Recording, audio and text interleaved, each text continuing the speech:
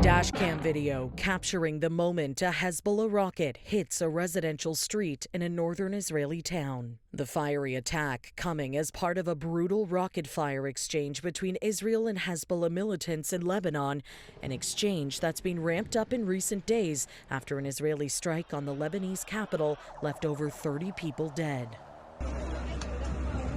In the Israeli town of Kiryat Bailik, piles of rubble, burnt vehicles, and pieces of shrapnel now lay scattered across the streets. Israeli officials confirming 3 people were injured in the rocket fire, adding that large public gatherings in the north of the country should be limited while the bombardment continues. From Haifa northwards, educational and work activities can continue in locations where it is possible to reach a protected space within the required time.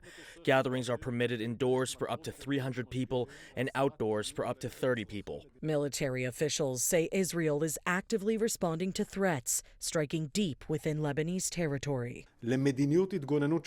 Dozens of Israeli Air Force aircraft are currently striking terrorist targets and rocket launchers to remove the threat to Israeli civilians.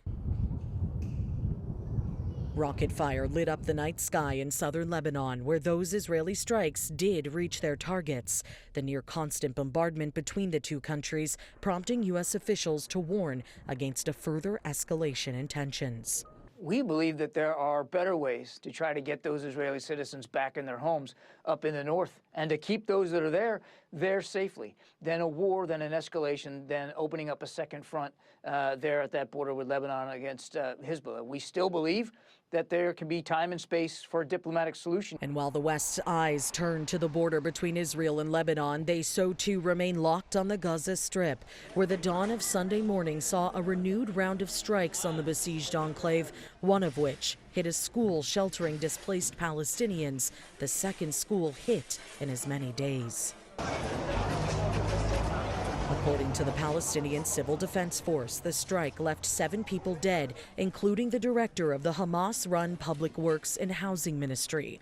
Israel says the strikes were targeting Hamas fighters in the area, adding that the army did use aerial surveillance to limit the risk to civilians. For City News, I'm Karling Donoghue.